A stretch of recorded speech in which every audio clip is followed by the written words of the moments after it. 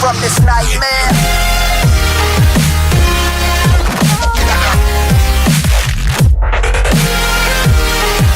So please don't wake me up. Eh bien salut tout le monde, c'est Risky. Écoutez, aujourd'hui on se retrouve pour une nouvelle aventure, l'épisode 4 aujourd'hui. Oui, on est déjà à l'épisode 4 de mes aventures de jeunesse. Aujourd'hui je vais tout d'abord introduire le gameplay qui nous vient d'un abonné, XZomic. Donc il va nous faire un très beau gameplay sur Nuketown 2025 à la N94. Donc n'oubliez pas d'aller voir sa chaîne qui sera dans la description. Et donc on a eu un petit bug, j'ai eu un petit bug à la fin de son gameplay qui va pas se terminer.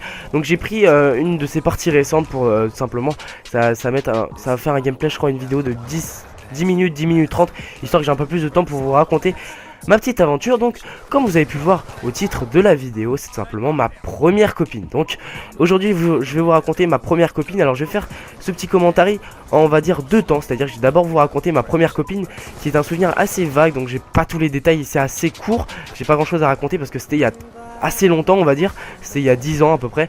Donc voilà, c'était il y a très longtemps. Et donc je vais parler de ma première copine dans un premier temps. Et dans un deuxième temps je vais parler tout simplement de ma première fois. Enfin ma première fois, attendez, excusez-moi, j'ai pas été assez clair, pas ma première fois, mais de la première fois que j'ai été amoureux. Donc voilà, je vais faire ça en deux temps. Donc je vais tout de suite commencer par vous raconter ma petite histoire par rapport à ma première copine. Donc en fait c'était quand j'avais 4 ans, donc en maternelle, donc ma deuxième année de maternelle. Alors je sais plus c'est quoi, hein, les classes de maternelle. Mais donc en fait j'étais avec une je suis sorti en fait avec une blanche. Alors je sais pas comment on est sorti ensemble et tout, mais en fait on est sorti ensemble à l'âge de 4 ans. Donc c'était une petite blonde, hein, pour vous dire un petit peu. Bon, c'était une petite blonde, elle était blonde, moi j'étais vraiment blond. Et donc on est sortis ensemble. Alors c'est les petits trucs de gamin, si vous voulez. C'était les petits bisous, les trucs comme ça. On n'était pas encore dans le délire préliminaire et tout ça, la langue et tout. Je vous rassure quand même, à 4 ans ça serait grave quand même. Ça se termine en acteur porno direct.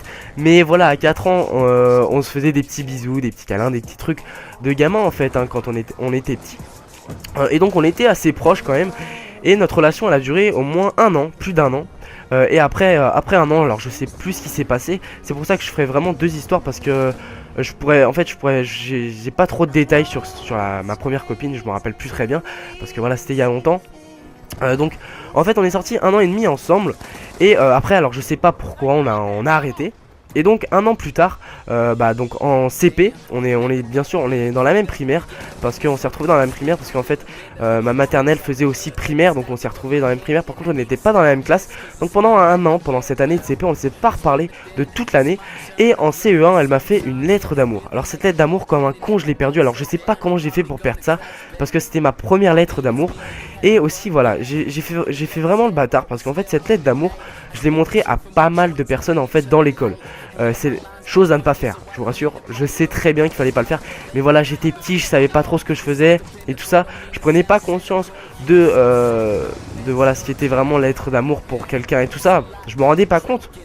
Et donc je l'ai montré à pas mal de personnes comme un con. Et elle me l'a jamais vraiment pardonné. Donc ce qui fait que voilà, après cette lettre d'amour qui me disait justement que voilà, elle aussi, enfin voilà, bon bref, je me rappelle plus de ce qui était écrit exactement, mais voilà, ça voulait dire qu'elle voulait qu'on ressorte ensemble, qu'elle était amoureuse et tout. Bon, avec des mots de petit gamin quoi. Bon voilà, je pense que vous me comprenez un petit peu. Et donc bah voilà, donc elle m'a jamais vraiment pardonné. Donc en CM2 on s'est retrouvés dans la même classe. Et voilà, en CM2 j'étais en kiff sur elle, mais de ouf quoi. Je voulais juste qu'une chose, c'est ressortir avec elle. Sauf que bah voilà, j'avais beaucoup de mal à lui dire et à lui faire comprendre. Donc elle comprenait pas, donc des fois je mangeais un petit peu avec elle. Et j'étais surtout très timide quand j'étais petit. Maintenant ça va beaucoup mieux, mais bon, quand on est petit, je sais pas vous quand vous étiez petit, mais moi j'étais vraiment très timide. Donc j'avais beaucoup de mal à lui montrer, justement, à lui parler, tout ça. Bon, on va dire lui parler, je lui avais fait aussi une lettre, mais j'arrivais pas à lui donner. Et donc en fait c'est comme ça que ça s'est terminé. Après je suis parti au collège, et elle aussi, on est parti dans deux collèges différents. Et donc on a pris deux chemins différents, donc je l'ai plus jamais revu depuis. Mais voilà, ça s'est terminé comme ça, j'étais vraiment en kiff sur elle. Et bon, elle comprenait pas que voilà, j'étais encore sur elle. Mais je sais pas si elle m'aurait pardonné justement de cette fameuse lettre, parce qu'à mon avis ça a dû la marquer quand même. Donc voilà, en fait, pour ce qui était de ma première copine, donc voilà, c'est un souvenir assez vague. Donc c'est pour ça que je vais tout de suite attaquer sur un souvenir qui est beaucoup plus récent, qui date de 2 ans, mais bientôt 3 ans. Donc qui est ma première copine, même 3 ans et bientôt 4 ans pardon, quand j'avais 12 ans. Donc à la fin de mes 12 ans j'allais avoir 13 ans.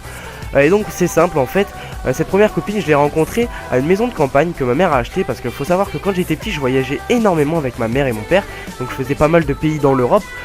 Et puis bah, à l'âge de mes 11 ans à peu près, on a été chez des amis avec ma mère, parce qu'il faut savoir que mes parents sont divorcés, donc avec mon père je voyage toujours, mais plus avec ma mère, parce que voilà, on a été chez des amis. Et donc bah, ces amis avaient une maison à la campagne, donc on est passé un week-end là-bas. Et vraiment ma mère a adoré, franchement elle a adoré. Elle m'a demandé de mon avis et moi je lui ai dit que ouais, franchement j'avais bien aimé aussi. Bon, j'appréhendais un petit peu aussi qu'elle achète une maison là-bas, parce que j'avais compris que quand elle me disait, voilà, si elle me demandait si j'avais aimé et tout, elle voulait acheter un truc là-bas, parce qu'elle voulait acheter quelque chose. Elle voulait acheter une maison, de toute façon elle y pensait depuis longtemps.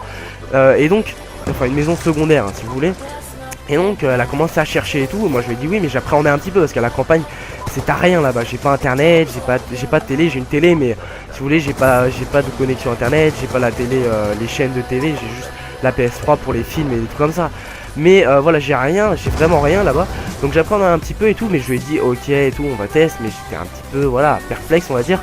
Et donc elle l'a acheté.